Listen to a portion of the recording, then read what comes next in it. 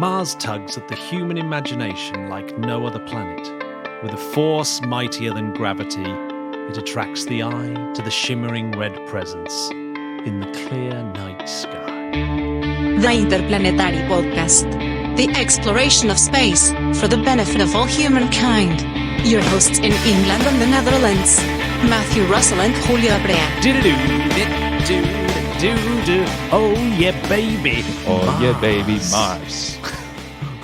Mars. Dude, that was a quote by John Noble Wilford, who is a very well-respected science journalist for the New York Times or science author. I thought it's a very Marsy week this week. What makes you think that? It's the good old Perseverance landing that was very, very exciting this week. We went through a party. We did. We threw a Discord party, and it was absolutely amazing to have all our very international patrons on there. One of the patrons came up with a very interesting question while we were on. I'm going to pass that question on to everyone else. But before we get there, did you see the Antares launch today of a Cygnus, the SS Catherine Johnson? I did not watch it, but I did hear about it, yes. It's another one that carries a bunch of CubeSats on one of those Eleanor missions. It's got a couple of secret satellites as well. Yep. Undisclosed secret satellites. But it sort of feels like business as usual by now, right? All these cargo missions to the ISS. Well, there have been quite a lot, hasn't there? Because there was MS-16 as well this week. Mm-hmm. Oh my God, that is one of the best photos. The Roscosmos released a photo of it taking off. It's one of the best launch photos I've seen. It's really, it's got something about it. It looks like there's a lot of power. You look at it and go, yeah, that's a lot of grunt. I might have missed that photo. Can you show it to me? Where did I see it? It was like photo of the week somewhere. Ages ago, remember, Julio, we were talking about the fact that the Piers module is going to get removed and Norca and the European arm are going to replace it. Finally, the European arm. Yes. It's been in storage for quite a long time. Yeah, that Progress is going to be the one that takes off the Piers module. And Norca goes up, later on this year, apparently. It's going to be quite exciting. Mainly because of the Antonio Fortunato's showing me on the model of the space station that hangs in the foyer of, what's it called? The Astronaut Training Center. European Astronaut Center, EAC. The EAC, that's it. Which has been also sort of center of news this week with the whole announcement of the European search for new astronauts. Oh, well, the other big one, there's two Elon Musky ones. Did you see... You know, we were sort of saying how Falcon 9 booster landings have become very, very routine. They actually failed one this week. Yes, it had been reused how many times? I think this was its 6th flight. Yeah. So, apparently at least one of the engines failed on the way back down, and they just dumped it in the ocean away from the drone ship. Yeah, it makes me think, once you reach this sort of stable situation they have now in which they can operate with a relatively low number of core stages or of first stages that you use over and over again. When you lose one, let's say if you reach a point in which you are manufacturing them once a year to replace a loss, I'm curious on how that works with their numbers. Yeah, because they must have stopped. You're right. They must get to the point where they're not making as many, right? Yeah.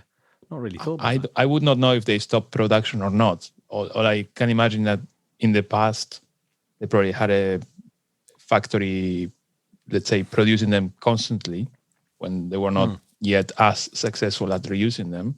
Once you reach this sort of stable situation, you don't need to make them all the time. Originally, they weren't going to be using the reused or flight-proven boosters with the human spaceflight, were they? But they are able to now. I think that was more of a NASA thing. NASA wanted new ones each time, and then they changed their mind. I guess you could say it is flight-proven, isn't it? If you ask me, I would prefer to fly on a plane that I know has been used and tested than fly on a plane that has never flown before. Like a second-hand. Oh my God, has this plane done a journey before? Yeah, I know what you mean. That's a bit weird, isn't it? And did you also see that Elon Musk had invited Putin to Clubhouse, which apparently is some app? I actually just installed that app just to see what this was about. And it seems to be some sort of social media audio only. Yeah, I think it's like invite only. And Elon Musk said, "Oh, Putin, come and have a chat with me." And the Kremlin answered with, "Yeah, Putin's not really into social media." Well, why would he be? It's just, there's only a downside for him. Yeah, exactly. Yeah. It's kind of crazy, the power that Elon has with regards to social media, when all these people that move from WhatsApp to Signal because he just said so. And who knows how many more are now signing to Clubhouse like I just did. Yeah, well, just because he said so. Yeah, and you think he has lots of power. Like he tweeted about Bitcoin as well. Like he sort of says silly things like, "Oh, Bitcoin's looking a bit expensive at the moment." You think, what's he up to? He can completely shape markets as well. It's like, yeah, he's got quite a lot of power. Someone said once, with great power comes great responsibility, right? Mm. Yeah, he's not very and responsible, that is was he? Spider-Man's uncle. Spider-Man's uncle? Yeah. Okay. Before he dies. Oh, spoiler alert. Before he dies. Well, it's only a spoiler in one of the universes. It's only a spoiler from the past 50 years or so. It depends what timeline, isn't it? It depends what timeline you're on. We should talk about Perseverance. We should, because that's what I'm going to dedicate this episode until we get to our brilliant interview, Gary Martin from NASA and currently the ISU. Former NASA, currently the vice president of the International Space University. He's the first and only space architect, NASA space architect. Pretty cool moniker if ever there was one. That's coming up. But the rest of the show, I just wanted to talk about Perseverance because just to sort of ram home just what an incredible achievement it is. So we had a little get together on Discord. Julio was there. Lynn was there. Lynn popped in. That was nice. And we had a very international bunch of people.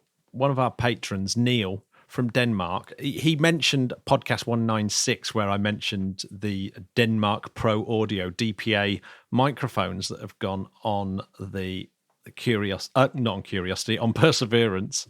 Didn't go on Curiosity. So Perseverance is the first rover to have microphones on Mars. And he said to everyone else in there, the Germans and the Australians and the Argentinians, etc., what from their country had contributed to Perseverance.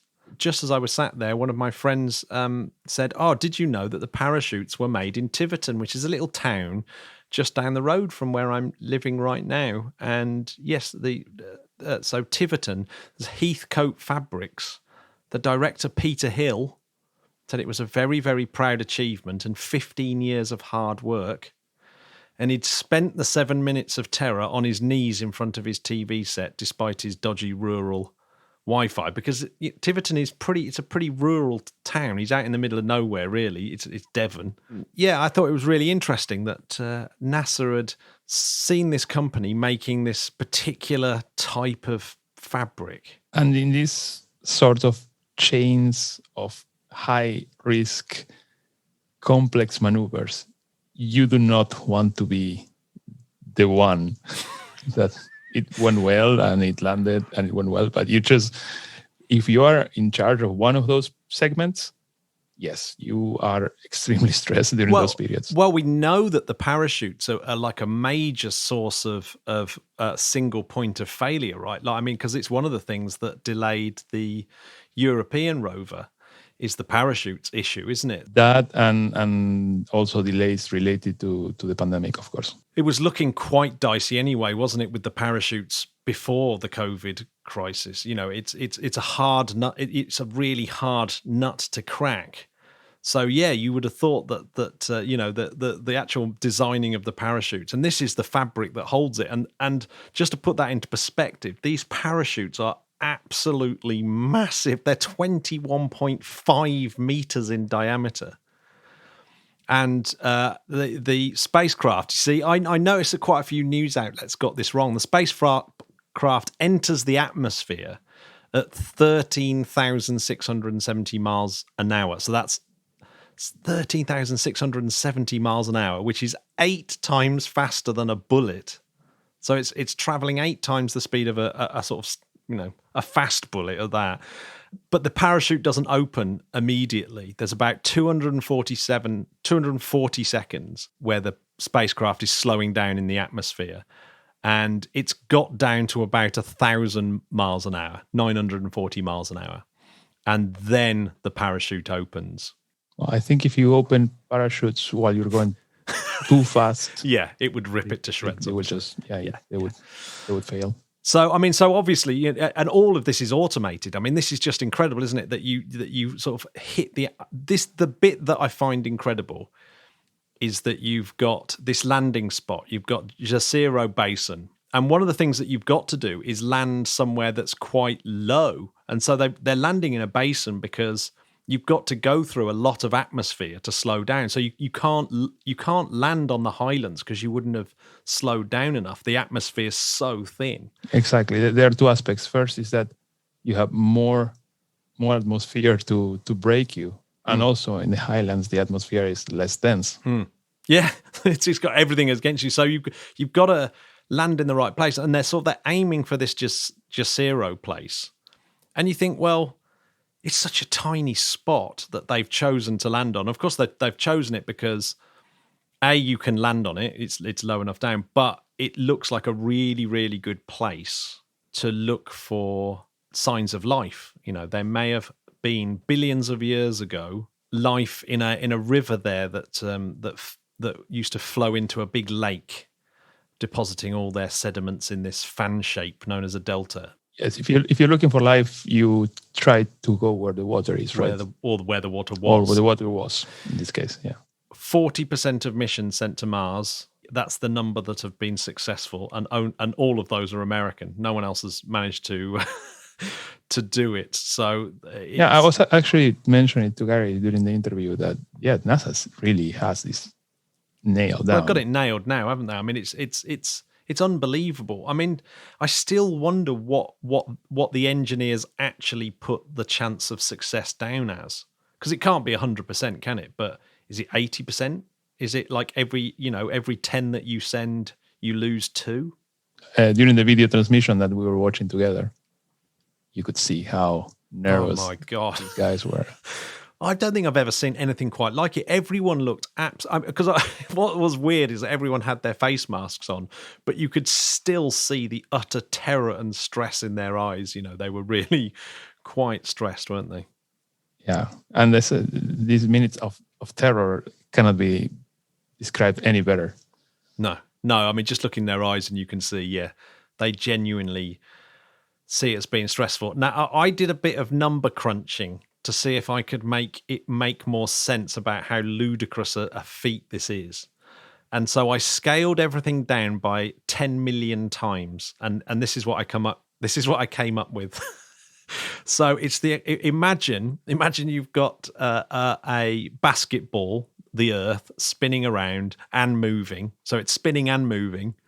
And you've got to fire a coronavirus, so something the size of a coronavirus, off this. Which a virus is pretty small. Way smaller than a bacteria. So a virus to a basketball is a bit like Perseverance to an Earth in comparison and size. So I've scaled everything down by 10 million. So you're firing this coronavirus off a basketball that's spinning and moving, right? And you've got to hit a football that's 6 miles away.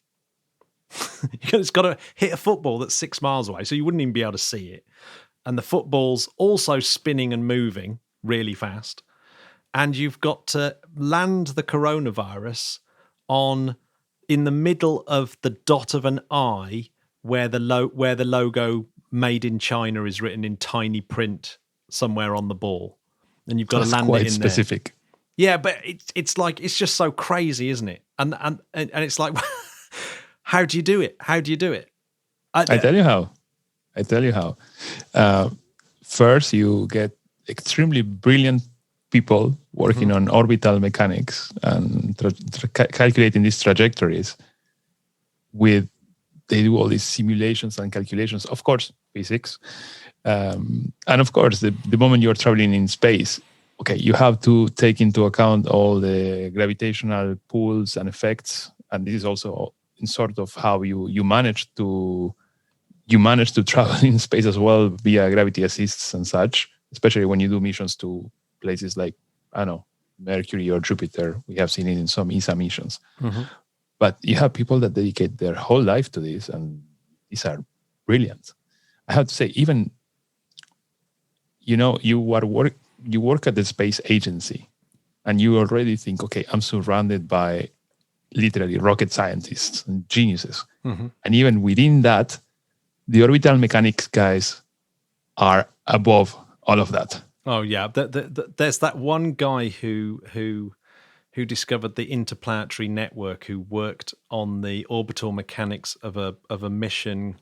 Oh, what was the name of the mission? It was a mission that basically did these figure of 8 chaos maneuvers, and at the same time he sort of worked out the interplanetary network of all these that joins up all the Lagrange points of all the different planets, and you think, it's crazy maths. It's crazy maths. It's just insane. Beautiful minds. They are. That's the JPL craziness. One thing that did come up in the when we were in the Discord was that we were all someone said, of course, that Perseverance has been on Mars for 11 minutes now and 22 seconds, and it's been there already, or it's already in pieces. And there was some discussion about whether that was actually true or not. And just to add to that confusion, there's a great video by Veritasium about the speed of light is only ever measured in 2 directions, so you have to go there and back. And so if the journey there is 11 minutes, but the journey back for light is instantaneous, then we might actually be looking at Mars in real time. Okay, but you're mentioning a situation in which light would travel slower in one a different direction, yeah, and instant in the other, which, of course, you say it cannot be. What's mind-blowing is that what you're saying is that it cannot be proven. Yeah, it can't be like proven. that. You can only assume it. You can only assume. But you have to assume it yeah, because you have to assume it because it makes calculations a lot easier if you do. That it's roughly that light travels at the same speed in both directions, but in vacuum. But it turns out that it doesn't have to. It doesn't actually have to. It's just but it's it also Einstein's travels at the assumption. same speed in both directions in vacuum. So if you are receiving it via different mediums on the way in and the way back, you can actually have 2 different total speeds. Yeah, no, that is true. Yeah, that is true. If you when you fired it off, it hit a mirror and then went through a different substance. Yeah, but then the journey time is still the 2 added together. Indeed. Anyway, that is a complete distraction from. So anyway, I wanted to talk about like how the journey of Perseverance from Earth to Mars, because I think it is quite a cool one. So do you remember the 30th of July, 2020? I do. Mid-pandemic. Pandemic put all of these things pretty at risk, didn't it? It was like, oh no, well maybe, Mars 2020 is going to be put back to Mars 2022. So and that's always the risk with these missions. The moment you miss the launch window, you get delayed by 2 years minimum. Mars and Earth have to be in the right position. So yeah, it's launched, and what's incredible about that launch vehicle, the Atlas V, it is like a really good aim at Mars. So it fires it off, and as it leaves Earth, it's not messing around in orbit or anything like that. It literally goes straight off Earth and is going 24,600 miles an hour at that point. You want to optimize and maximize that all the propellant that you're using all along the way is taking you in the right way. Yeah, in the right direction. And absolutely, and apparently, like that launch vehicle is incredibly accurate at firing something in that direction. So the launch vehicle itself is really, really, really important.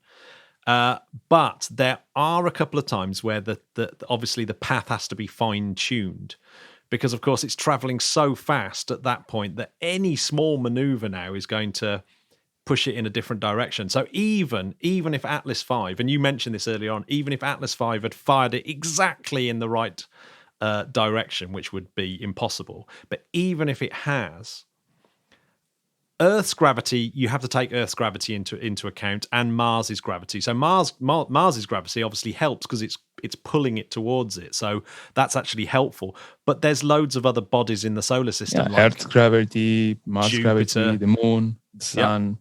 everything. Jupiter is always messing around. Yeah, Jupiter's so naughty as a planet. So and it's like he's so full of himself. It's the 3-body problem, isn't it? Where it's too complicated. You couldn't have worked it. You couldn't have worked it out. It's unsolvable essentially. It's unsolvable, meaning that you don't have one equation that can describe it, but you do simulations. But even the simulations, you'd have to run an incredibly deep simulation, wouldn't you, to do something like that? When it comes to that, like I said, I look upwards to the orbital mechanics guys and. But they still have to make these sort of course corrections. So the first course correction came on August the 15th. So it's 15 days after the launch. It makes a fine tune, and it's already 27 million miles into its journey at that point. But it's good that you mentioned that, Matt, because this is exactly when you were giving the analog of how exact this needs to be with that, I don't know, coronavirus that you're shooting. Of course, that coronavirus doesn't have its own propulsion in which it can course correct along the way. No, that is true. It's more when you're going by boat and crossing the ocean, you might try to go in a certain direction, but at many points you can again course correct according to the stars or the navigation patterns or whatever. And this is something that you have with these space missions too. So yes, okay, we have to be very exact on what we want to do because every course correction is also very expensive from the point of view of propellant. Your propellant is precious, obviously. The vehicle that's doing these course corrections, it's only got 5 bits of fuel, 7 at best. So they've got these like emergency course corrections at the end if they haven't quite got it right. But it's planned for sort of 5 burns. That's it. There's only enough propellant for 5 course corrections. Or 1 very long burn. Depends. I never got down to the bottom of what the propellant is on the vehicle, on the cruise stage. So on the cruise stage of Perseverance, I never actually found out what it was, and I looked everywhere. I wasted a lot of time this afternoon. So if anyone knows, can they please let me know? But yeah, it's 5. It can do 5 course correction. First one on the 15th day, and all the time it's on its way. By the way, they're checking the health of the spacecraft. So it had already got a little bit cold and had gone into safe mode. The Perseverance rover itself. They're checking things like the battery on Ingenuity helicopter as well. That has to continually be checked and make sure that's okay. The spacecraft itself, not only is it doing course corrections, but it's also changing its own attitude so that it can get rid of some of the spin and to keep the antenna pointed towards the Earth for communications and stuff like that. And the solar panels pointed towards the sun. So it's like really complicated. So like you think like the cruise stage is must be an amazing feat of engineering in itself. And no one really talks about that much because I guess it's quite boring thinking of a journey to Mars like that. But a sort of kick stage like this, I don't know if the exact technical term for this one is a kick stage. So yes, they are technical feats, engineering feats. They are sort of like like the upper stage of a rocket as well, that does similar things in orbit to place a satellite. They are amazing on their own, but it's sort of things that we know how to do. We use them often, right? Guess that's it, isn't it? The technology is very, very tried and tested, unlike the sky crane that we'll get onto in a minute. See, so September the 30th, they do another correction burn, 115 million miles on the clock at that point. So another TCM2, trajectory correction maneuver. Then December the 18th is an interesting one because that's the one where I think the first 2, they're just aiming at Mars.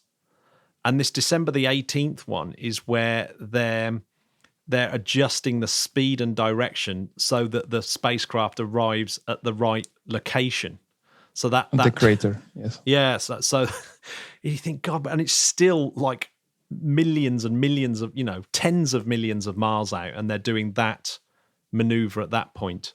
But then again, you are traveling through the vacuum of space. Your perturbances can be calculated. You know the rotation of the speed of Mars. But the scale is just insane, Julio. Like, it's like if I scaled up the coronavirus to a bullet, if Mars, say if it was a bullet and we'd have these maneuvering things, the bullet would have to travel 1 million miles. So like 4 times the distance to the moon.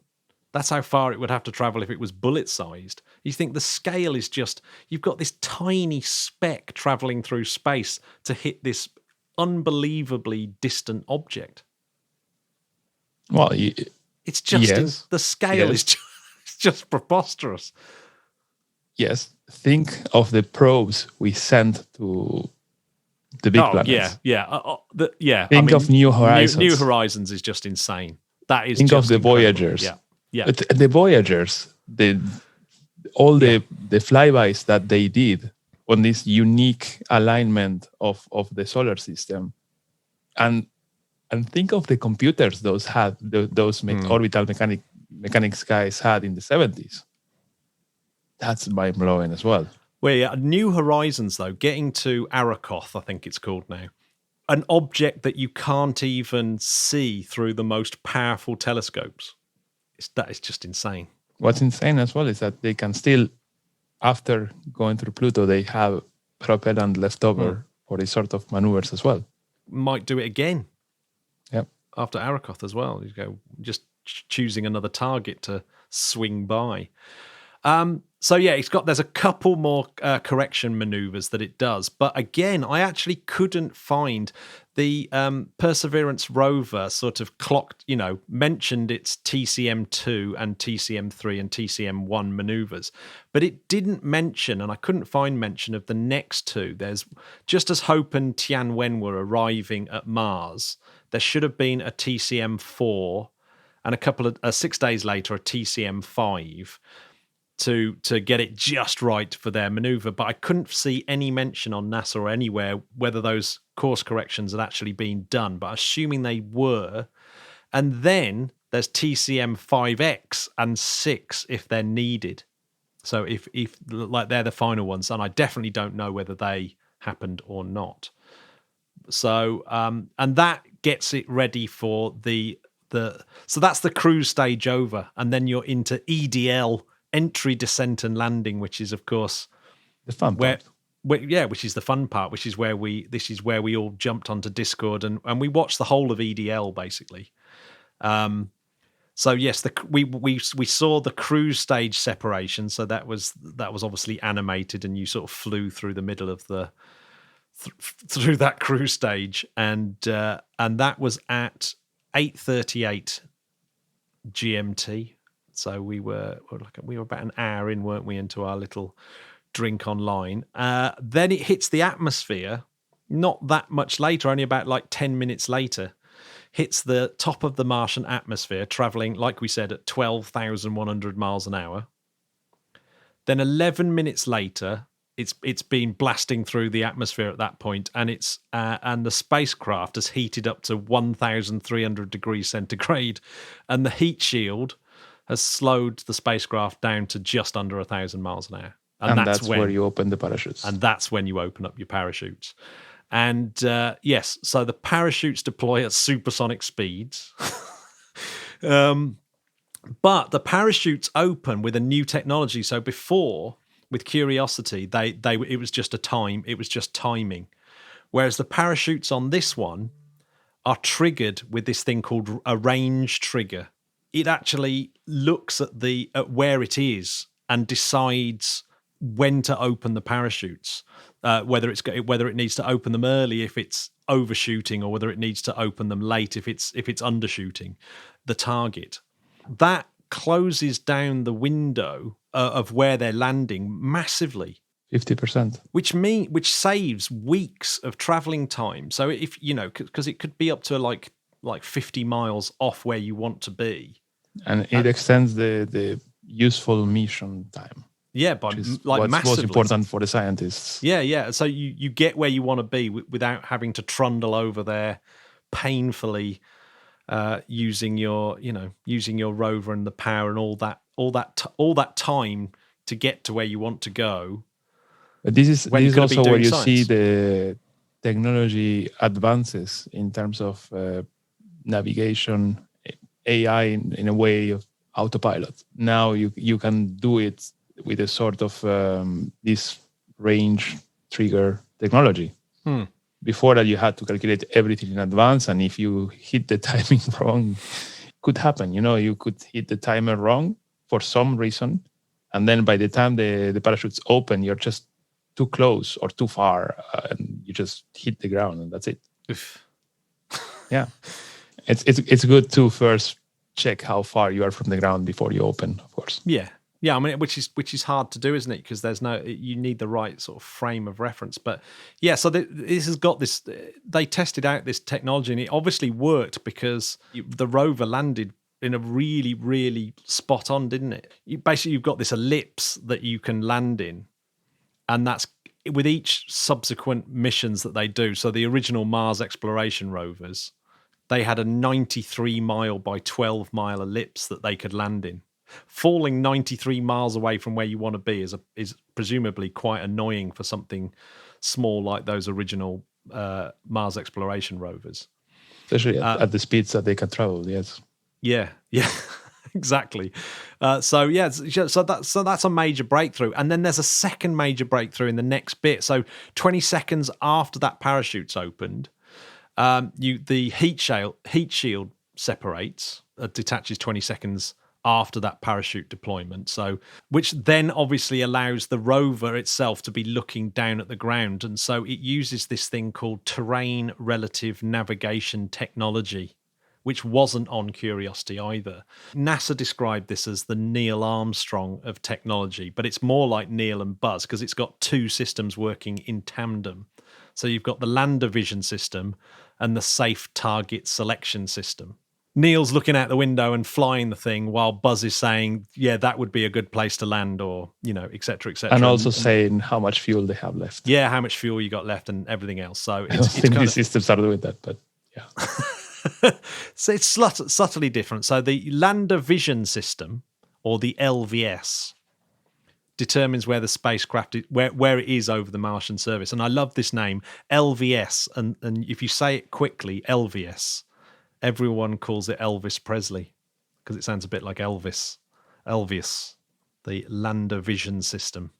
And it has to operate only for 25 seconds. 25 seconds. I bet this is a pretty expensive piece of kit as well because the numbers are insane. So from about 13,000 feet or 4,000 meters to us metric people, it tells the rover to use one of its cameras to quickly take picture after picture after picture. And each of these pictures it looks at divides it up into 5,000, divided up into squares that cover a sort of 5,000 foot area, surface area.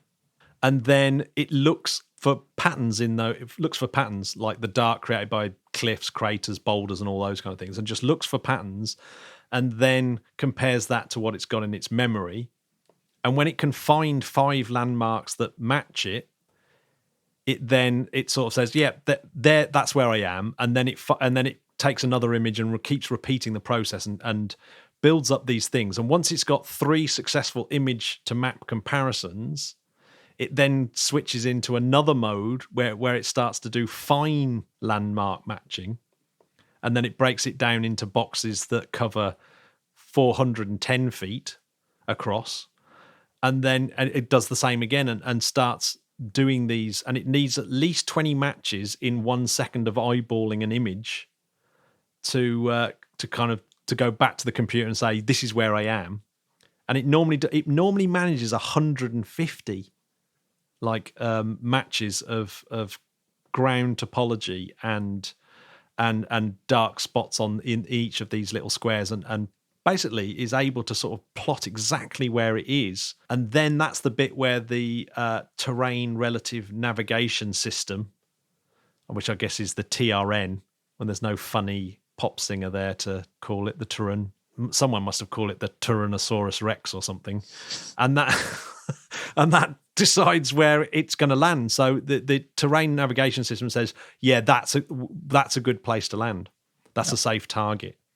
And the best thing about this is that the odds of a successful landing used to be 85%. So that's presumably what it was for Curiosity, that even if the sky crane works and everything works, you can still land in a really rubbishy boulder or something like that. But they reckon that this system increases the likelihoods of landing in a good place to 99% from 85, which is pretty radical, isn't it? Well, you first of all, it would be very bad if you're landing and just crashing against the wall of the crater, for instance. After everything, but after or in a very inclined position or whatever. But it also highlights the importance of the mapping satellites that are around Mars. That you can have these high resolution images to which these systems can compare against for the landmarks and also thanks to them, all the analysis that has been done in advance on what are the correct or acceptable landing spaces. There's a lot going on behind that in terms of imagery, archive, and the speed at which it has to compare the images. Reading how this works, it also makes me wonder how much of a cross-breeding there is between these and, again, AI and autopilot on self-driving cars today, because there seems to be a lot of, again, pattern recognition, reacting in real time. There seems to be a lot going on. I could imagine that in this decade where this has exploded, that it has to have been a lot of crossbreeding between these areas. Yeah, I mean, I guess this is a little bit of Gary's area, isn't it? Where it's technology. It's like looking at all those different, looking at those technologies and how you implement it. It's like amazing. Technology transfer and, again, crossbreeding between industries that are not necessarily attached to space and space. Yes. Yeah. Did you see the image of HiRISE? Because obviously HiRISE has been one of the instruments that's been mapping Mars to this brilliant extent. But HiRISE has actually took, just like it did with Curiosity, it took a picture of Perseverance landing. So it took it from 435 miles away, and that photo is incredible. It's just insane. I literally can't get over how amazing that photo is, and I remember so crisp. Yeah, it's super crisp. I remember it did it exactly the same for Curiosity's landing as well, and I just couldn't believe that you could get instrumentation that good where you could point it at the right place and take a photo of it, so you can actually see that it all worked. You can see the parachute in it. I mean, that's it. That is the only photo there is of the parachute opening. It's mind-blowing. It also shows that they know exactly where they are landing thanks to these new systems, because back in my day, it was more like you land, you're safe, and then you also then have to start in detail figuring out where you are, right? Yeah, I mean, and if you think about it, this is the same scale as a coronavirus landing on a football. So it's like that should bring it home to you, just like how incredible that is. That it's like, yeah, there's going to be a coronavirus sort of landing on this football at any point. You've got to point your microscope at that exact point to see it. It's totally bonkers. Yeah. I can accept that. Yes. Bonkers is, I think it's this scientific definition. Yes. Yeah, it is the scientific definition. Yeah, they tested that system, by the way, the terrain relative navigation system in the desert like 660 times, landing the Mojave Desert and basically getting the system trained up, I suppose. But yeah, they had lots of other sensors this time in the back shell that holds the parachute. Done a lot of data capture for atmospheric entry. So there's loads of stuff now that they've learned about the atmosphere and slowing down in the atmosphere that they didn't get when they did Curiosity. Before Perseverance does any science, it's already done like a whole heap of research already for landing on Mars. Then after that, once it's chosen a place to land, your back shell comes off and your jetpacks all start kicking in, and it flies to the place where it wants to go, hovers over it, sky crane, lowers down Perseverance rover down to the ground, which has to be. I know this is the second time, but it's just my man. Yeah, it is insane. Again, that's nuts. It's beautiful. It is. Engineering behind this is beautiful. There is something really special, isn't there, about that engineering solution of what we're going to have something that hovers above and just slowly lowers you down and in fact flies off. During the interview, Gary goes a little bit into the way of landing on Mars selection. It's a very interesting point as well. Yeah, because he's comparing, do you want to design a landing system that is specific for these missions, or one that you can build into for later using it as well for humans? Without putting out a spoiler, he wasn't a fan of the sky crane. That's true. But you'll hear exactly in what context that is. I mean, I would love to have humans landing on the backs, bouncing around the surface. Perseverance has got on the floor. It's a 1-ton object. It's 126 kilograms heavier than Curiosity. So it is actually significantly bigger. But I didn't realize how tall it was as well. It's like 7 foot 3 inches. So if you stand next to it, it's taller than a very tall person. 2.2 meters for us in the metric world. Mm-hmm. And it's if you were that high, you have a high chance of being playing for the NBA at least. Perseverance could be a basketball player. Is it like Shaquille O'Neal's height, more or less? That sounds about right. Yeah, and he also weighs like a ton. So it's like you're landing a Shaquille O'Neal on Mars with a sky screen. Officially a giant at that point. Imagine traveling tourists in a plane that size. I just thought I'd mention Ingenuity, the helicopter, before we go to our interview, because the one thing that I was waiting for is, when is Ingenuity helicopter going to fly? And so I did a little bit of digging around. So just in case anyone doesn't know what Ingenuity is, it's a little helicopter that's actually been tied to the belly of Perseverance. And again, it's a tech demonstrator to say, look, instead of trundling around very slowly on the surface of Mars, we can actually fly up and actually do some proper reconnaissance of areas that we might want to go visit. Because what's frustrating is that Curiosity could have trundled past really interesting things and never known that they were there. So Ingenuity, it's this little solar-powered quadcopter, I guess. Well, it's a helicopter with a double-bladed helicopter. And what's the problem with Mars is the atmosphere is so thin, so helicopters aren't exactly ideal. But yes, this is going to stay on the bottom of Perseverance for at least 30 days. So probably more like 60 days. And while it's underneath, they're testing the battery. So they're charging up the battery sometime this week to 30%, and then they're going to charge it a little bit more to 35%. And they're just going to keep looking at the data and see how it matches the data when it was in flight, and so see how Mars is affecting the battery, because they're sort of off the shelf normal lithium ion batteries that are in this quadcopter. Definitely a technology demonstration here.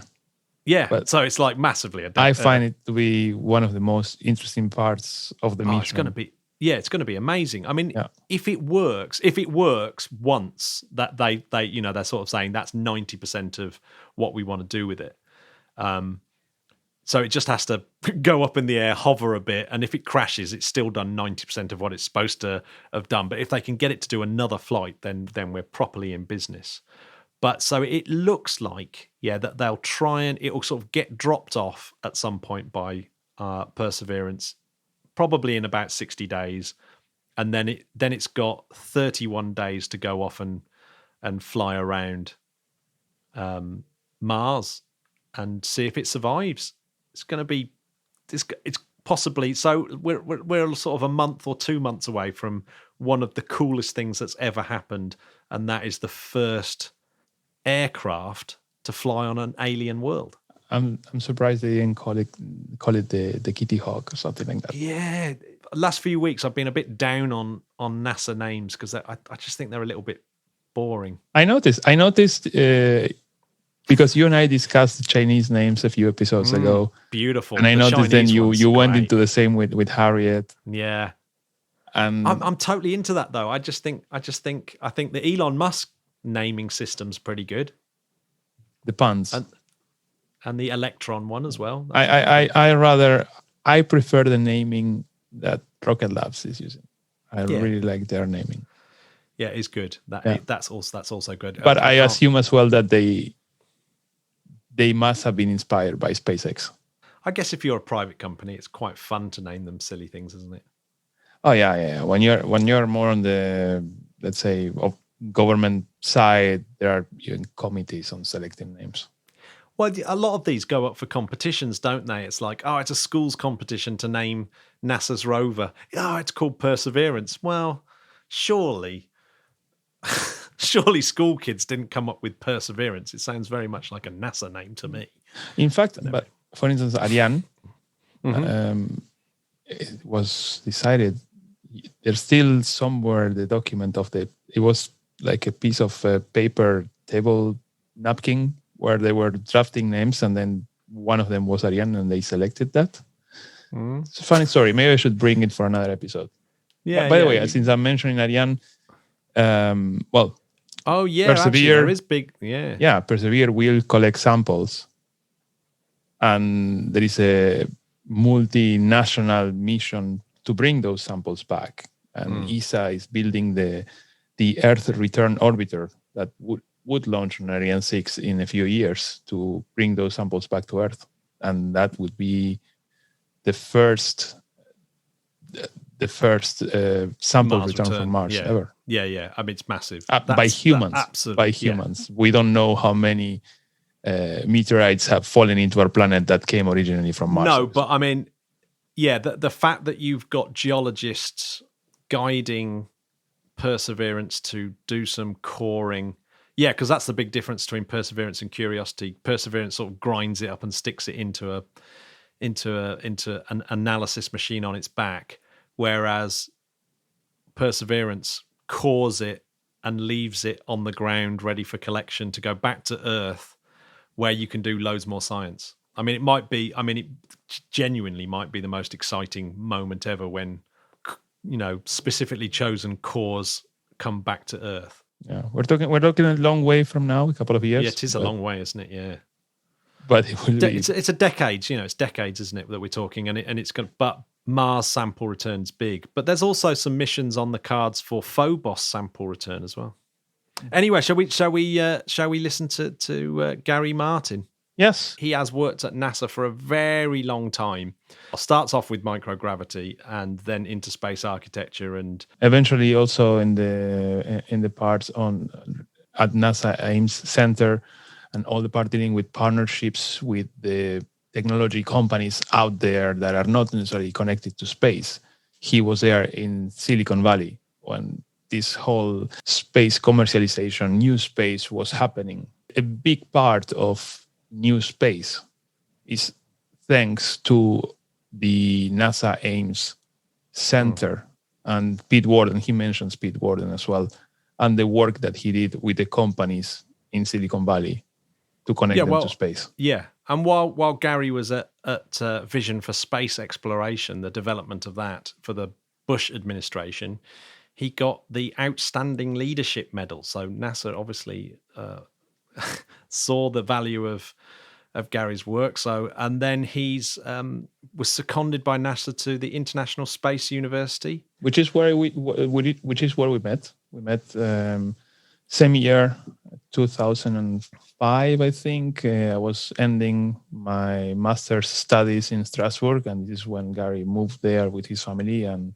this is when we met. He's one of my mentors. I appreciate Gary a lot. I heard so many stories of all these things from NASA and his ideas, and I thought it would be great candidate to interview for the show. Even without this huge NASA career that he's had, if it was just his involvement with the Luxembourg Ministry of of the economy, helping to set up the Luxembourg Space Agency. And we hear about Luxembourg a lot, considering what a small country is, but we hear about it a lot in space. And he was very important with the Luxembourg Space Agency. And he's very proud, he says in this interview, of the European Space Resources Innovation Centre, ESRIC, as well, that he's helped set up. So yeah, his whole career is about sustainable exploration and development of space. So you'll hear his kind of dream, essentially going all the way from microgravity research and human spaceflight all the way to space resources and how to get an ecosystem that pulls its own weight, that to bring space expansion to become self-sustaining in a way. I'm glad you said expanse, because if humankind goes on to use space like as portrayed in the Amazon program, The Expanse, Gary would be a pretty influential person of how that happened, right? Now, the Epstein is the guy that designs the engine, but yeah, he would be up there. There should be a nod to Gary Martin in one of the lunar colonies there. Like, I noticed quite a few astronauts in the background there. So anyway, shall we listen to Gary interview? Yes, please. Ekute. The Interplanetary podcast is alive. Welcome to the podcast, Gary. I'm really happy to be here.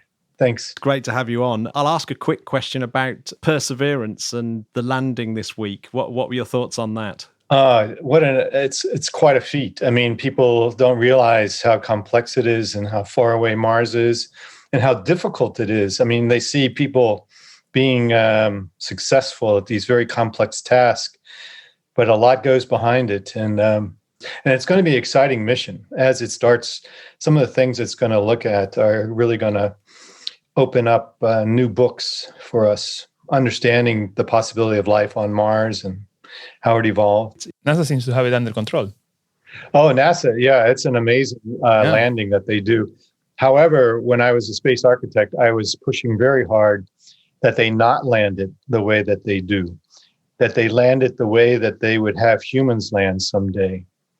And I doubt that the way that they do this would be the way we land with humans, though I could be wrong. When we looked at how it would be done, we wanted to have as much data about bringing down these large, heavy payloads in a way that a human could survive and not have too much risk. And the science people say, well, that costs too much. Yeah, I mean, the sky crane to me just looks like the most crazy piece of engineering that you would have, whoever came up with that concept, first of all, must have been a little bit embarrassed to show the boss. But it works. It works. Before that, when we were looking at how we were landing on Mars, before that, we were landing in a big bouncing ball. And I said, we're not doing that with humans. However, I did see a movie where they kind of visualized that. Oh, wow. That would certainly be a fun way of landing. Yeah, it would be. Definitely a fun way. Yes, bouncing around. You don't know where you're going to end up, though. Before we get on to the space architect, I did actually want to ask you the question about, because I noticed that you started your NASA career in the 90s as an expert in microgravity, that was your area of expertise. So how did you get there? How did you get to be the microgravity guy? So that was pretty interesting. I actually started as a student intern in '85 at NASA at the Goddard Institute of Space Studies in Manhattan. But I went to school at Langley Research Center and got my master's in astronautics. And for your master's, you had to pick something you do for your master's thesis. And my master's thesis was on creating a robotic spacecraft for microgravity experiments. In order to do that, I had to understand what a microgravity experiment, what were the class of experiments, fluids and combustion, and we were doing, development of metallic crystals and things like that in space. And because I did that, I learned how structures in space, people don't realize, you say microgravity on the space station, you think, wow, that must be really still and things I can't do on the surface. But because things like, especially spacecraft with humans, there's a lot of compressors, there's a lot of moving machinery. You have to move the air all the time, because if there's a fire, the smoke won't go to the fire detectors. So it's like an airplane. You got to keep moving air. And so that creates a lot of vibration. So people don't realize that even though the space station has a very low microgravity at the steady state, it has very high at upper frequencies. So we created, when we were selling the space station, that we were going to do all this amazing microgravity. We're going to cure cancer. We're going to get insights into physics that we never were going to get. And this is how we sold it in the late 80s and the early 90s when I was part of the microgravity group. And so we said, well, but in order to do that, we need to have this pristine environment. And so I was part of the design of the space station for microgravity experiments. And in the way that we designed the space station, we had the engineers and systems engineers doing the space station design. But then we had people like me, and I was called a user.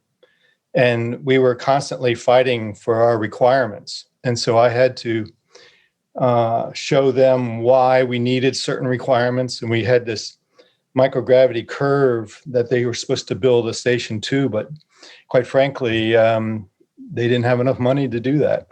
And so, because it's very hard. There's a lot of techniques from super quiet submarines that keep down vibrations. Like if you have a fluid in a pipe going one way, right on attached to that pipe, you have fluid going the other way. And so they were constantly had to design, and everything that moved had a grommet around it, around every screw. And so that all these vibrations could be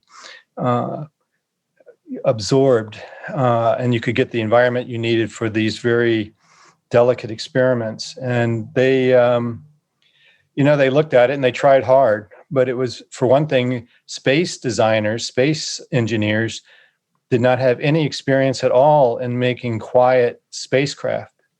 It just wasn't something that was even taught, so they, I brought in experts and told them. Then finally one day they were so frustrated because we had all these big meetings about requirements, and, you had to write RIDs and you had to argue for what you really needed and why you needed it. But I made one of the lead designers, so angry with me one day. He said, "You're going to get it and you're going to like it the way it is, because that's what it's going to be."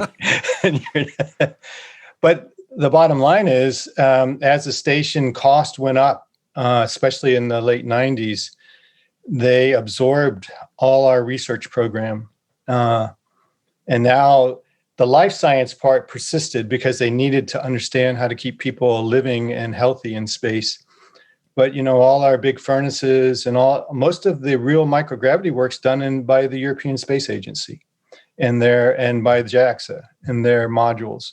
Because our furnaces, we had, I forget, my run out budget was in the billions of big furnace modules and big fluid and combustion modules that were going to do some amazing. And we'd created this research what people don't realize is that NASA created planetary scientists, for instance, people who studied planets and understand planetary atmospheres and all. That was all created by money that NASA put out into the universities and created this whole class of people who now had all these, who could study these planets. And so they had researchers and things like that. So we were doing the same thing for microgravity. We were putting out, since I joined in the late 80s, the microgravity group in 88,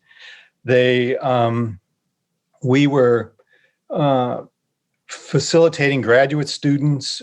We were getting peer-reviewed science of very low temperature activities that we could do in space that you can't do on the ground. And like I said, we were growing crystals, and we were doing levitated metal melts and looking at supercrystallization and all kinds of really cool physics data. But,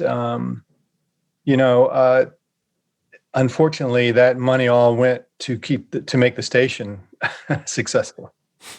So wow, it was a rough period of time. So I actually moved to the science area at that time. It seems to be a recurrent topic, the contest for the budget between the science side of NASA and of the manned crewed spaceflight. It seemed like we always had a pattern that the first things that went. So I was one of my jobs was the head of advanced programs at the Microgravity group. So we designed what the facilities would be, and we were doing the research at the different centers so that when the space station was up, we would take a big fluid facility up, and we'd take a big furnace facility up, and we had all these. So all that was in my budget. And so we were studying all that activity. Of course, we were building smaller versions for the shuttle. And so we were doing a lot of shuttle experiments to keep this research community going. But again, when they took all the money from the big facilities, took all the money from the research community. And right now, I don't really know the status of the Microgravity Research community, but I have a feeling that it's not much there. I mean, there's people who still are looking at the phenomena and are working on the facilities that were put up by the Europeans and by the Japanese. And the U.S. has rights to those, but it's not the kind of large community we had built. If they didn't take the money, we wouldn't have a space station. It's not like I can blame them. Because I guess if you ask the general public what's the point of a space station, what's the unique thing that it has, I guess they would think that the microgravity would be just about the sort of most unique thing for having a laboratory in there. Yes, but actually, like I was trying to say in the beginning, that having humans around microgravity experiments is an optimum, unless you absolutely have to have a human to manage the experiment while you're doing it. But most of them can be automated. What I think the space station showed is that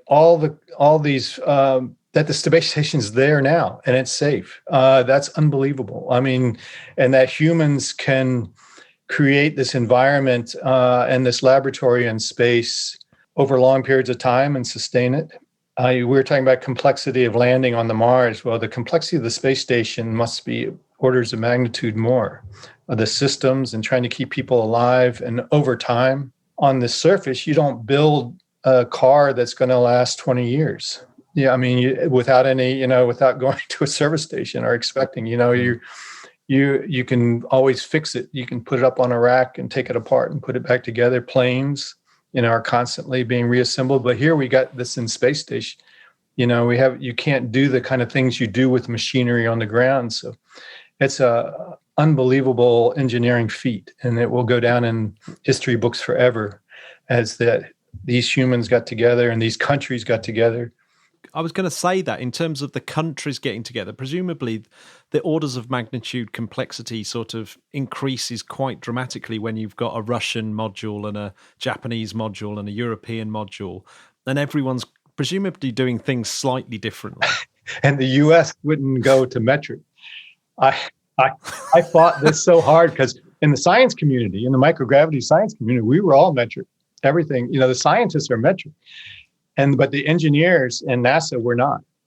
And even later, when I was a space architect and having studies done at all different centers, I demanded that the reports be done and the studies be done in metric.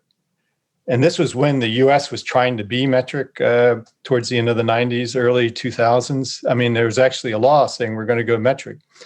And I can't tell you how many angry engineers I would have coming at. So, we'll do a soft metric, meaning that they would put in parentheses, and they would round, and that they said we can't afford.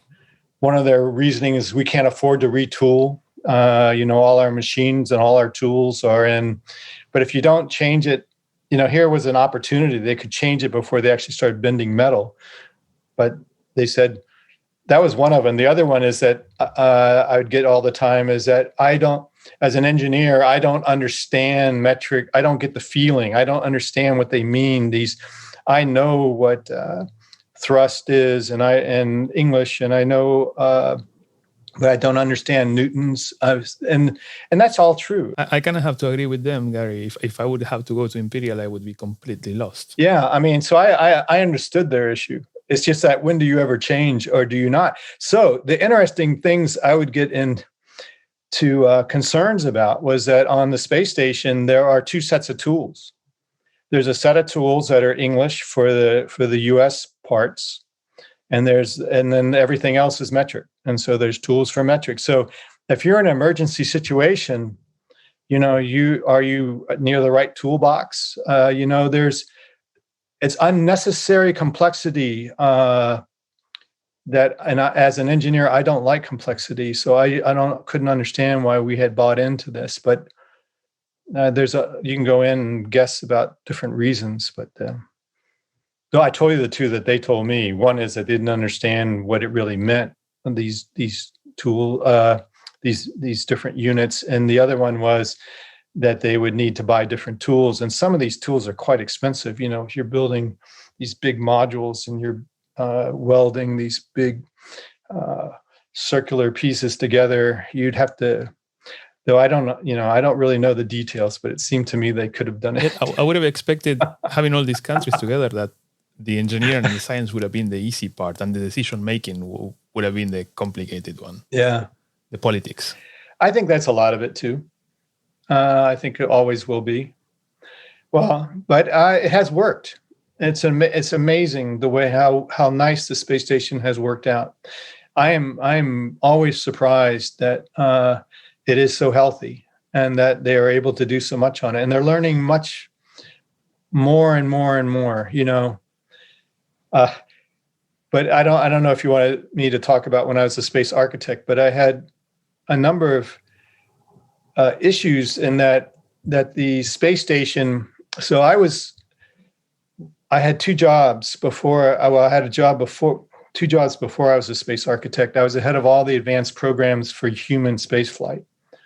So we did all the next generation launch vehicles, and we were doing what kind of suits you could use on the moon, and I was leading these studies that we couldn't talk about in public. That finally ended up as being the vision for space exploration under the Bush administration. But under Clinton, they did not want us showing that we were doing studies showing that humans could go to the moon and go to Mars, and that we were doing actual technology, and we got quite a lot of money to do special technological studies. And we started whole new areas of technology development within NASA. Due to the studies we were doing, that would give us the ability that someday humans could go to the moon and someday they would go to Mars. Because quite frankly, we didn't have in-space propulsion at the end of the 90s. And, things like you definitely need to get around in space and things, because it wasn't something you needed to go to low Earth orbit. And it wasn't part of our architecture. But we did get a lot of new things started, and the station. So when I go to a meeting, once a week we'd have a meeting. So I had all the advanced programs. So I'm sitting next to the space shuttle guy. He runs all the space shuttles. I'm sitting next to the space station guy, and he runs all the space stations. And then there was a woman who ran all the expendable launch vehicles. And that was all our group. And we also, the way NASA was set up at the time, we ran centers so we had Johnson and Kennedy and Marshall, and some of the test centers. And so that was our so we were the management group, and I would get animated or whatever you want to say. Because they would show when we had our monthly meetings, the shuttle would show that it's always going to be a shuttle out to 2030 at the time. So we're talking around 2000. So for another 30 years, the shuttle is going to run. And the space station is going off the chart at 2030. And then I'm supposed to be able to carve out a program that we could do these other things, like go to the moon. And there's no money for it. There's literally, to actually build the systems that you would need, there's no way you could do it as long as the space station and space shuttle were never going away.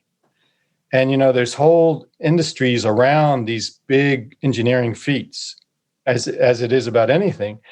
And they are very happy doing it forever because there's always something new you could do. But you're not going to do the next system that would allow you to land on the moon. And so we were pushing really hard for that. And you asked me earlier about Columbia. So when Columbia happened, a horrible thing, we had to assess, one, were we going to finish the space station? Was the shuttle safe enough? Because all the pieces that were still on the ground needed to go up, and they were all made for the shuttle bay. And we had 3 shuttles left, and we knew we had kind of made a decision we weren't going to build any more shuttles. They're not necessarily the best design to go forward. And so we first had some of our scenarios where we'll just take up the pieces in the shuttles, and then we'll just scuttle the shuttle and have it come into the ocean. And they would all be animated. There'd all be no humans on them, because we kept finding safety issues, as we looked harder and harder at the shuttles. And so we were wondering that. And then the next thing is that, how do we, what do we do with the shuttle? What do we do with the space station? We had already made all these agreements and things were already, moving. And it was just at the very early age, we were just starting to see all the capability and all the cool things that we're going to get out of the space station. At that point, you were already the NASA's... I was the space architect. The space architect, yes. I think I was the space architect in 2002. Columbia happened soon after that, in February of 2003.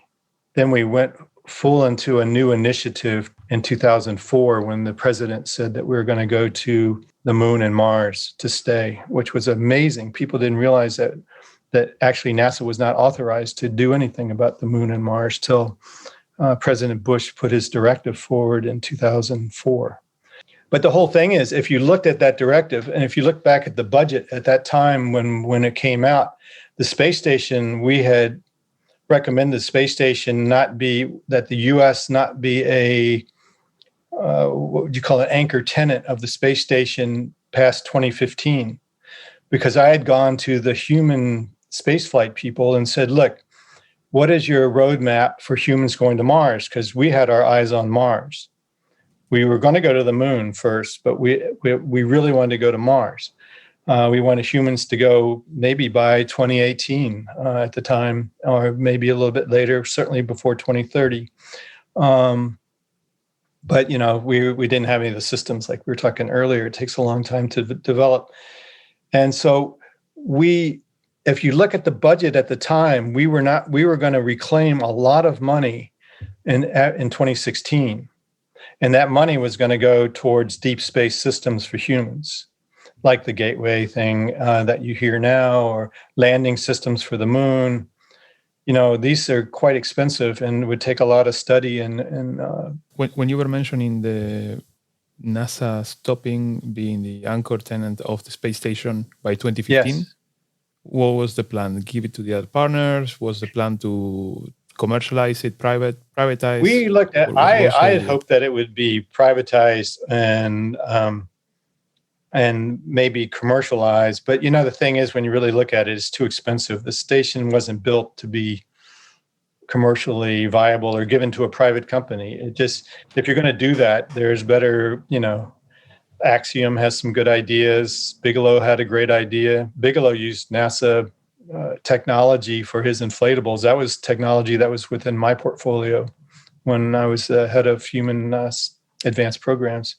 That was the plan. But again, as it's so typical in NASA or large engineering feats, that once you have something, it has a lobbyist group around it. It has big industry around it.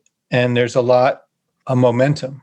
you have to figure out how to move that momentum in a way that those people keep working and they're still looking towards the next thing. But it's a lot less risky to keep something going than to build something brand new. And so this has always been an issue. That's one reason I would say that we've been in low Earth orbit for so long, because then it's harder to go to deep space, and there's a lot more to do. And then there's a lot of lobbyists and momentum behind doing what we are doing. I remember right after we got the president to have this directive that we were going to go to the moon and Mars, the vision for space exploration, I went around to all the NASA centers, thinking, wow, this is what everyone joined NASA for. We're finally going to go back to the moon to stay, and we're going to go to Mars. Everyone's going to be really happy about this. And so I went to each of the centers and had big, the largest auditoriums, and then was taped, and I would tell about what our plan was. And I had so much negativity. So many people didn't want to do that. And it actually shocked me. People didn't want to stop doing what they were doing. And everyone, all up and down the line of NASA, because you could see if you're going to go to the moon and Mars, there's going to be a lot of money involved. And everyone was worried about their thing they were working on and didn't want to stop They it. were worried about their piece of the pie. Yeah. And there was, at the time, I remember I had some real people angry at Marshall because they were building this new spacecraft, that would just go from the ground to the space station.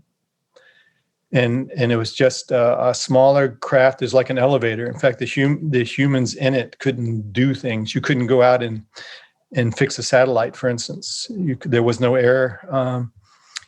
You couldn't airlock where you could go outside. There was all this, and it was a very expensive new vehicle. And as the space architect, it was not part of our architecture. It was something that the people who build spacecraft wanted to do, and and it was really hard to actually to kind of stop that effort. Because you would think that all of these things can be centrally planned, but at the end of the day, NASA, the different states, different interests, that all plays always, right? Yes, and you were asking me earlier why there isn't a space architect, because that was my job. My job was to manage the group. We had about 70 people from each of the centers who did systems analysis studies, and then we made recommendations. We didn't build. Well, we did some hardware just to show that you could do certain things. But they didn't want that anymore. After we reorganized NASA and we put an exploration group together, I was trying to get the scientists to work with the exploration group so that, that they would marry. Everyone's got their own little piece of the pie, and they feel threatened if they're not in, total control. And so that would be, I would say, the main reason there isn't a space architect any longer. There was only me. So you're the only ever NASA space architect, the first and the last. So are you a little bit disappointed that there isn't a space architect? Do you think that one is actually required? They tried another way to do it after I left. They had a systems engineering group at the very top, because I worked directly for the deputy administrator and was in on, so we're all up. I'm in the top offices in the main place, and so we would meet every morning, and we kept appraised of what each of us was working on that time. And so I was the systems guy, looking at new initiatives and things that we were doing. They took a group and they made a systems engineering group that was supposed to do the same thing. It was different, and it only lasted a couple of years. There's nothing that has actually taken the place of it. I actually think you need, whether you agree with the architecture designs and things, you need kind of a central place that brings everything together. Like the science of Mars, is connected directly to the future human exploration. And I think they are doing some of that now. It's certainly a lot more than it was when I was there. I mean, just from what I read. Watching some old documentaries, and by the way you describe it, I get the impression that Wernher von Braun was sort of the first, at least in spirit, space architect. I had his architecture on my wall.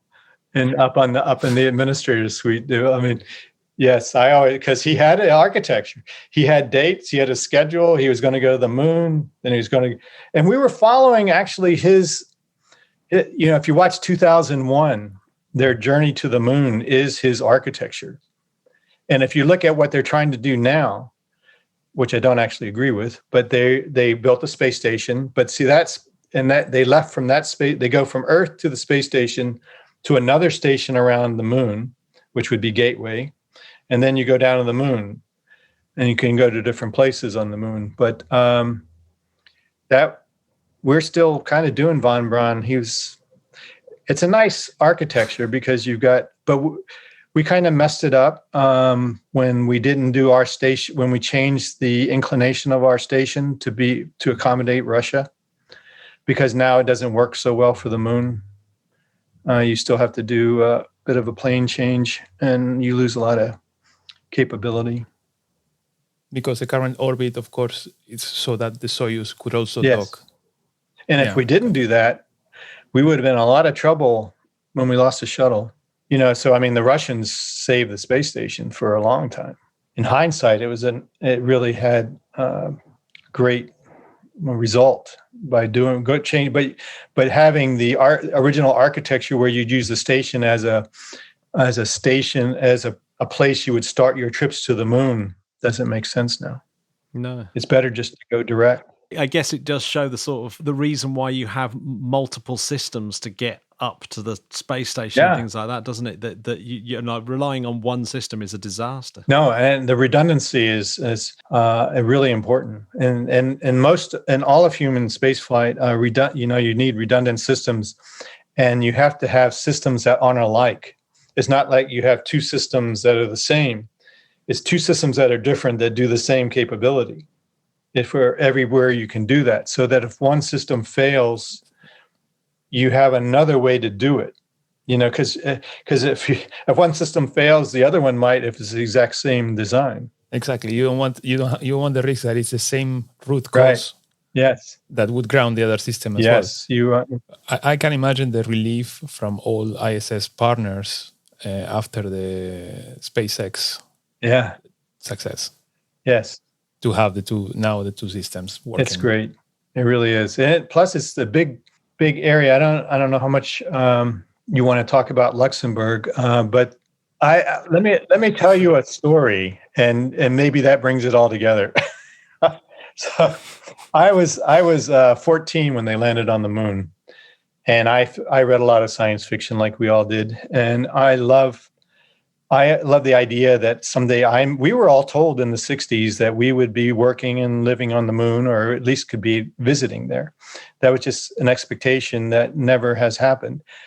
So when I joined NASA and actually got into the position where I could have something to say about our schedule and our systems and going in that direction, I was just in heaven. And one of the studies I had done was to look at how do you sustain a long-term architecture that's obviously got to go across many political changes and funding and all kinds of things that are going to happen over decades. How do you make it successful? And one of the studies that came back said they had this chart, and they showed a positive feedback loop if people were making money, if it was a growing economic concern. So actually, that's what I spent the last part of my career trying to do, is help companies get started. And so, because that would give stability to exploration and development of space, which is what I really wanted to see in my career. one of the things when I was working at Ames as the head of partnerships, transferring technology and doing agreements, helping companies get started and helping companies with NASA technology and our programs like SBIR that they give money for new technology from small companies. And NASA has a lot of really great ways to help companies get started. So one of the things that we were doing is if you really extend that and you really are looking at trying to make money in space, well, the first thing you come down to is using the materials in space to make everything you need while you're up there. So that's space resources. So one of the things I worked with, Pete Warden was the head of the center director, and I was the head of partnerships. And we both shared the same dream of people going and working in space. And we decided that we would start, there's some issues about creating, if you're right, it's probably a whole new thing, but there's some issues about doing things in space with the Outer Space Treaty. You might have already talked about it with some people, and there's some areas that you really need to kind of start fleshing out because they're going to take many, many years to work out directly. So we had a workshop at Ames, and the workshop was on looking. It's called the economics of NEOs. So we were staying away from the moon because it was too much of a third rail, and we were going to use the resources from asteroids. And during that time, both Pete and I worked with the International Space University, and we had been in Strasbourg. And Pete had been introduced to the Deputy Prime Minister of Luxembourg. And at the time, Luxembourg was very interested in looking at ways to diversify its economy. And because it was mostly in the financial area, and it really wanted to have some stability of its own going out. And it didn't mind having very long-term visionary goals. And because in Luxembourg, the company SES was such a success and was really made everyone in Luxembourg feel a little bit like they're part of the space activity because SES is a space communication company. They were willing to look at new areas, and through a number of people who came to our workshop, including the Deputy Prime Minister and his entourage, they were very interested in looking at this space resources area. And they brought even actually the head of finance and things like that, Minister of Finance. They went back and did studies of their own to see was this a real thing? Is it just science fiction? Could you really make money off of selling fuel in space and making bases and all these things that are way out in science fiction? And they came back and said it was very credible for what they could do because you could do things along the line. And so when I retired from NASA, they asked me if I would come and work for the Ministry of the Economy. And they wanted to create this sustainable space, commercial space ecosystem in Luxembourg. And they had created a really wonderful strategy where they made sure they had the political people behind them. They passed laws. They made sure that they could go treat some of the issues with the Outer Space Treaty with their adjacent countries who had the same ideas. And then the area I was helping in, they didn't actually have space taught at their university in Luxembourg. They wanted to have a new space curriculum to feed talent into this new community they were creating as they were trying to bring new companies in. And then they do things at their research centers to help the companies work on their hard problems. They partner with them. And then they actually created a fund, so give the companies funds. And they did all these things and started showing that Luxembourg is a great place for a new space company to come to, probably one of the unique places on the Earth, who was just really all in, trying to help these companies get started. I think one of the last times we saw each other in person was for this space resources training course in Luxembourg. That you organized. Or well, my group did. Yeah. Well, and ISU was part of that. I remember there was also a sort of Luxembourg new space companies gathering right after. Remember we went there together? Yeah. I was certainly impressed at the number of just new space or startups in Luxembourg. And now it's even probably double. Made in Space, for instance, had an office in They Luxembourg. still do. A number of the companies are connected with ISU, actually. ISU and Luxembourg are connected. That the course you went to was a joint Colorado School of Mines, Luxembourg, and ISU course. It was very well done. And they're doing that again this year, too. Because they've staked out this idea that if they have companies that can work with these space resources, they have created a new research center, first of its kind, by a country that is called the European Space Resources Innovation Center, ESRIC. And they just started it a couple of months ago. And this will have big facilities that companies who want to try out things in a big dirty vac, take lunar simulant and do industrial processes with it to show that you can make everything you need in space or get it out of it. There's not many facilities around the world that can do that on a large scale. And so they've created that in Luxembourg now. And it's part of the European, ESA is part of it. And I'm really proud about that. We started that whole idea while I was there. That and the school are the things I worked on. Yeah, I think they're doing a great job. It is the future. In a way, space resources, it sort of loops back to that position of space architect. Yes. Because as you said, if you can make money there, that will just pull the cart, and that will help create that space infrastructure and architecture that is needed for going further. Right? That's my story. Ever since I learned that you needed to make money in space, I spent a lot of my time trying to help companies get started.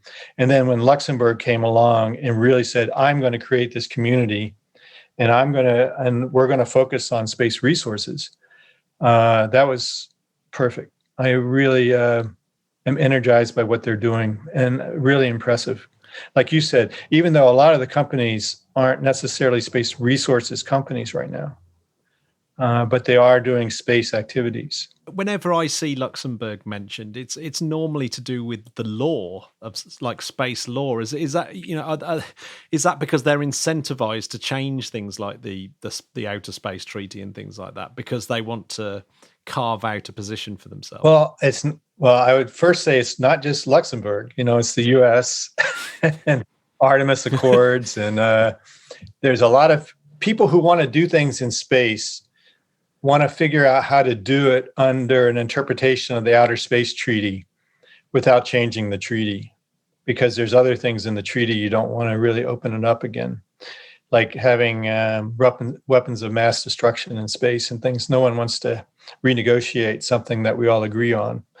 And so there's a lot of reluctance about that, but there's certain legal interpretations of the Outer Space Treaty that would allow you to, well, if you read I don't know if you guys have had a session on the Hague Working Group, which was a group of 30 or 40 people from all over the world working on this issue. It was sponsored by the Netherlands and Luxembourg. They worked for over a year, I think, maybe it was 2 years, and they created here what they call the Hague building blocks, and what they are is an interpretation of how you can make money in space, or how you could use resources in space really without violating the treaty. But we do that on the ground. We do that here. Ships go out into the deep ocean away from all the countries and fish all the time. And so that's the commons. And they're able to do that because they pay taxes to whatever country they're flagged, and that country stands up for them and makes sure that they're following all the right rules and they're not destroying the resources and things like that. No, that's similar to something that may or may not happen. Hopefully it does on the moon, where you can't claim a fishing right in the middle of the Atlantic Ocean. You can't say, this is my part of the ocean. I can fish here and no one else. That's definitely illegal and no one's going to let you do it. Same thing on the moon. You can't say this crater is mine, this water here in this crater is mine, and no one else can mine it. But if you go there with your company and you mine that water, you would be allowed to sell it. And so that's kind of the theory. And you might have other people on here who can tell you quite much more detail about one way or another. But the main idea is that if you really are going to develop space and explore it, and people are going to do it in a sustainable way, we are going to have to deal with these issues.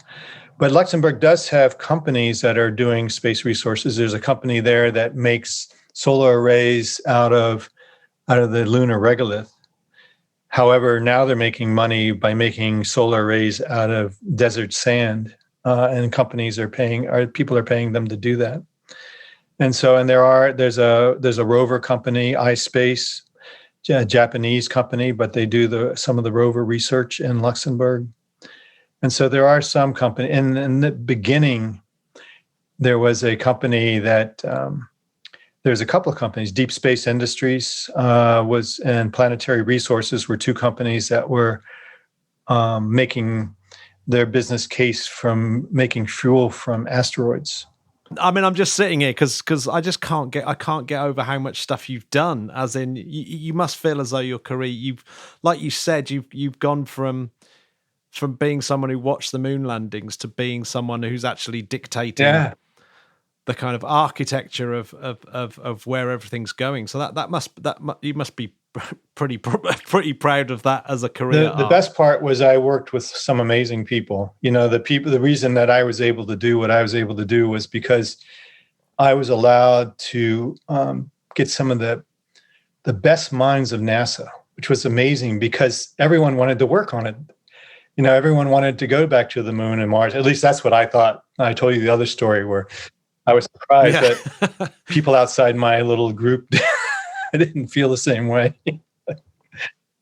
Yeah, well, I guess that the world's full of engineers, scientists, explorers, and I guess you must have been falling in the explorer category when you're sitting there trying to think of all the things that you can that you want to be doing. It was so amazing. I had a great career, and I have a great time right now with. I don't know if you've been connected with the International Space University. I'm sure that Julio's told you about it. Hopefully. Yep. I mention it from time to time. It's full of these people. It is amazing. By the way, you are currently the vice president of ISU. Yes.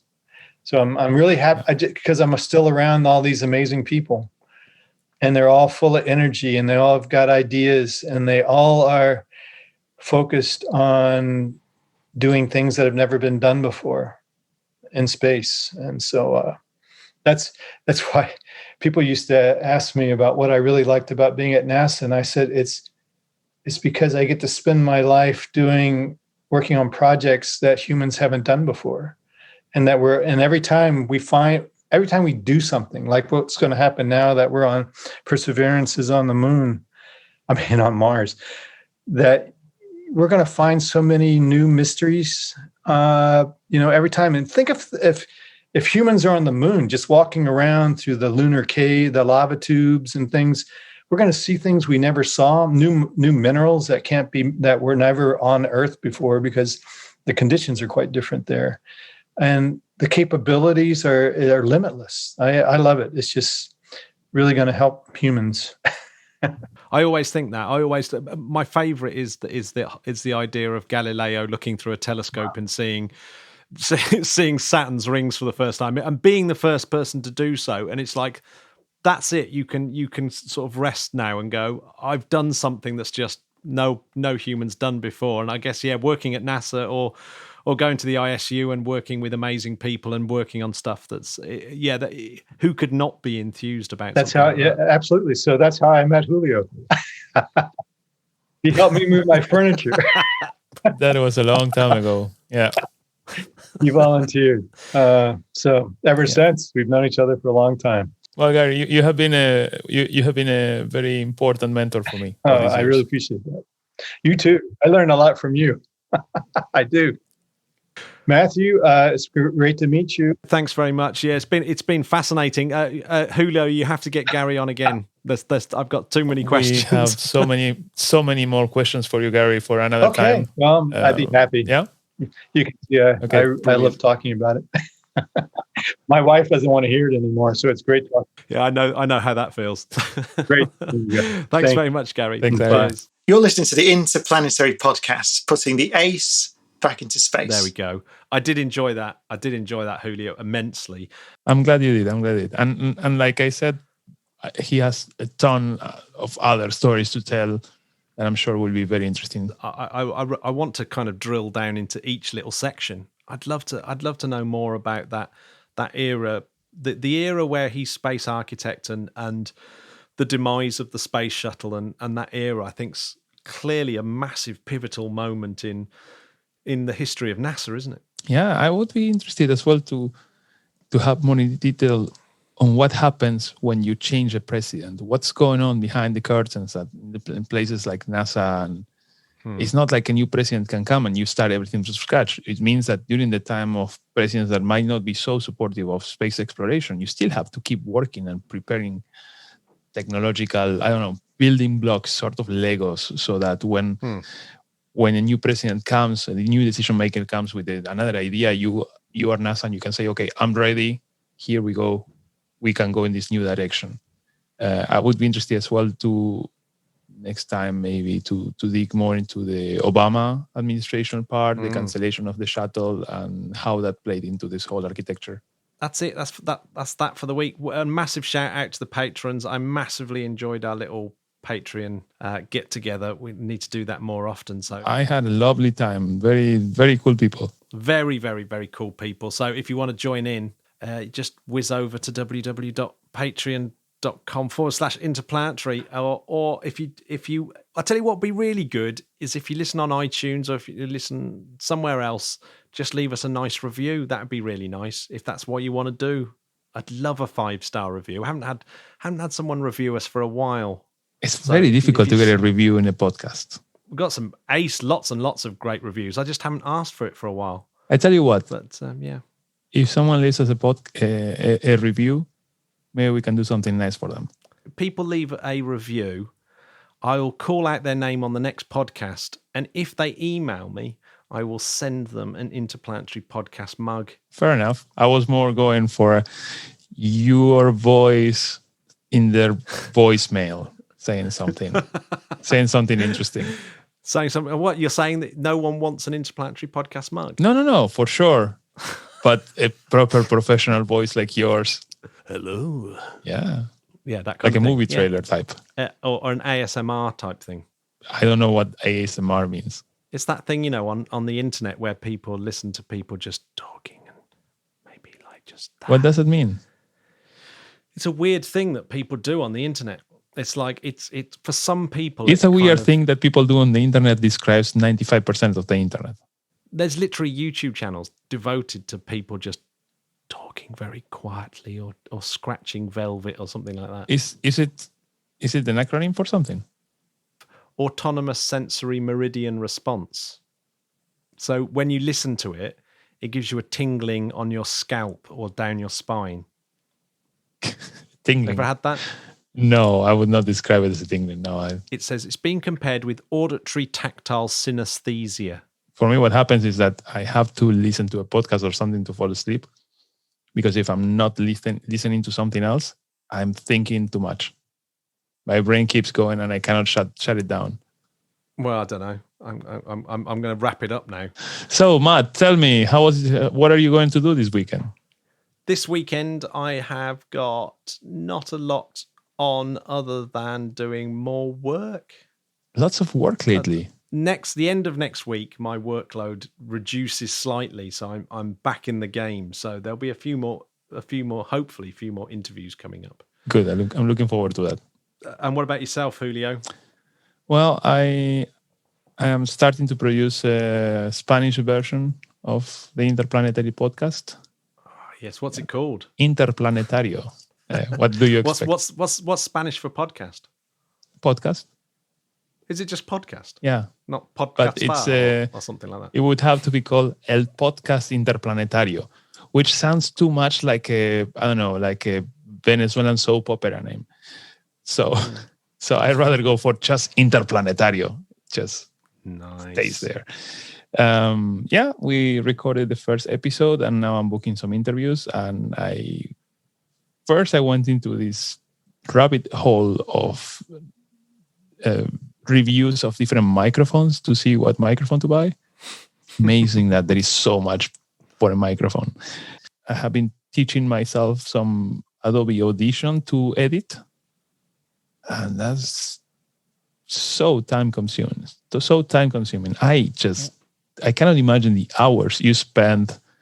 What I love about you, Julio, though, is that I've got a feeling that whatever you do, you have to do it absolutely spot on, or it's not good enough for you.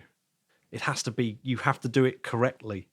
I consider myself sort of a completionist. If I would ever have in my lifetime to play video games again, I'm that guy that goes for the 100% achievement on every single quest and side quest and mini game that in games like Assassin's Creed and those kind of games that you can spend. Exactly the personality I was trying to get at, but you've just done the perfect thing. That, you can finish the game either in 6 hours. You can finish the game in 6 hours, or you can spend 47 hours to complete everything else. And I was that kind of guy. Right, crikey! How long have we talked for now? Right, I'm going to finish. I'm going to say bye. Bye.